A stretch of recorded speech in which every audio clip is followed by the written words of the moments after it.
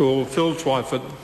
Thank you, Mr Speaker. I think it's well established now, sir, that Labor would be supporting this bill at the third reading. We would be voting for it were it not for the inclusion of Part 4, which grants to the Minister of the Rugby World Cup what, in our view, are excessive and unchecked powers to override the advice and the recommendations of the Rugby World Cup Authority. And we've said, sir, all the way along through the process that all of the other parts of this bill we support, that the arrangements that have been put in place to establish the Rugby World Cup Authority, to staff it, to resource it, to govern it, the requirements that are in the bill for highly qualified, eminent personnel to make decisions on the issuing of consents, resource consents and other approvals are entirely satisfactory. And as my colleague Chris Hipkins said, there's been a good and largely non-partisan discussion at Select Committee to improve this bill, to iron out some of the problems. A number of improvements have been made to it, and we would be supporting this legislation were it not for the continued presence of the fourth part of this bill, which give the Minister, the Honourable Murray McCully, what we think are excessive and unjustified powers to override the advice of the officials on the authority.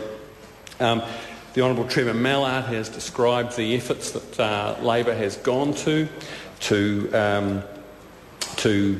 propose a compromise. An SOP was put on the table, sir, that would have made an amendment that would have made the system in this bill more democratic and would have meant that Labor would have been happy to support this legislation.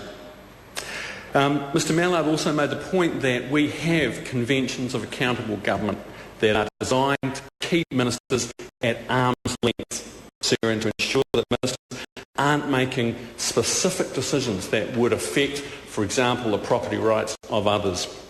And there is plenty of ministerial conduct that we can see in the career of the Honourable Murray McCully that provides ample justification for that convention. And we can go back to the Tourism Board affair in the late 1990s when that member of this House set up two mechanisms, two rival boards to the Tourism Board to provide him with advice because he didn't want to listen to the advice of the Tourism Board. And $900,000 later, $900,000 in hush money paid to people who were forced off the Tourism Board because they were so unhappy with that state of affairs. There are plenty of other examples, sir. The ramming through of the restructuring of NZ Aid last year against the advice of Treasury and other officials, that minister didn't want to listen to officials who provided reasoned, substantiated advice.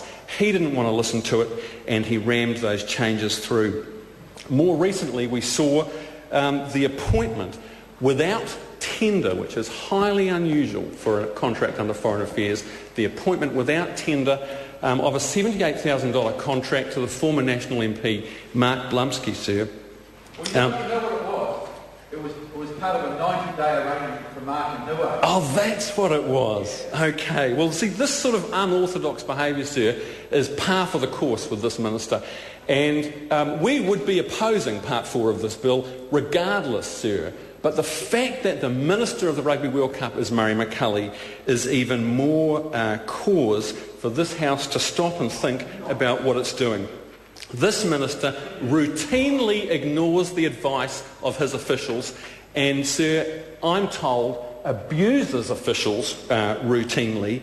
He ignores their advice and manipulates the normal processes until he gets what he wants. And that is precisely the reason why this bill shouldn't be giving these kind of unchecked powers to the minister in this case. Because when he has an agenda he is willing to routinely ignore the advice of officials and until he gets what he wants. And right now, I understand, he's contracted 2 officials from the private sector to provide an independent source of advice, replacing the advice that he gets from senior Ministry of Foreign Affairs officials. He doesn't like the advice he gets from them, so what does he do? He goes out and handpicks the advice from people that he wants outside the public service to give him the advice. Well, so this is exactly the kind of behaviour that we should be trying to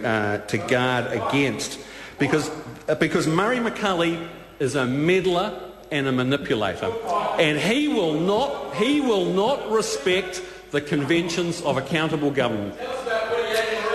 It emerged last week, sir. It emerged last week that an $8 million contract for the opening ceremony of the Rugby World Cup is being awarded to an Australian company, ignoring the fantastic track record that our creative arts have in this country, sir. This contract is being awarded to an Australian company. That will have the job of staging the opening ceremony of the Rugby World Cup. It is a television audience of approximately 4 billion people, I understand, and this is a once-in-a-lifetime opportunity to showcase New Zealand's creativity and to showcase New Zealand to the world. And what is this minister doing? He is handing that contract to the Australians. Now, why would you do that? Why would you do it? And Rugby Kartane said that the great benefit of the Rugby World Cup is to ensure that New Zealand gets the economic benefit of this once-in-a-lifetime opportunity. What is this minister doing? He's handing this over to the Australians, and my understanding, sir, my information is that Murray McCulley's fingerprints are all over this decision. And we heard from Martin Snedden last week that a decision hasn't been made, that New Zealand companies will be able to implement some of this, they will be able to do some of this, but actually it's very clear, because of the lack of any watertight denial, that this decision has been made, that Murray McCulley's fingerprints are all over it. And if this is the kind of standard of decision making that we can expect from the rest of this, then there should be a lot to worry about, that the New Zealand public should be very concerned, sir. Trevor Mallard, sir, talked about the need to keep ministers at arm's length, and I think I've given you a catalogue of reasons why the Honourable Murray McCulley should be kept at arm's length from the sorts of decisions that could be made in the granting of consents. And Mr. Mallard talked about the hypothetical scenario where building someone's house, for example, could be a heritage building, could face the possibility of being knocked down. And the authority, sir, in this scenario, could decide not to do that because they don't think it's a reasonable thing, and the minister, under this bill, has the power to ignore that advice. And on this side of the House, sir, we think that is unacceptable. It unnecessarily discards the conventions of accountable government. And Murray McCulley, sir, by his own parliamentary career, has demonstrated time and time again, over a couple of decades, why the conventions of accountable government are there. And in this case, they're being thrown away unnecessarily. And so that is why Labor simply cannot vote for this bill. And we've argued that from the beginning of this event right through to the closing stages. We've offered compromises. We put an SOP on the table that would have solved the problem.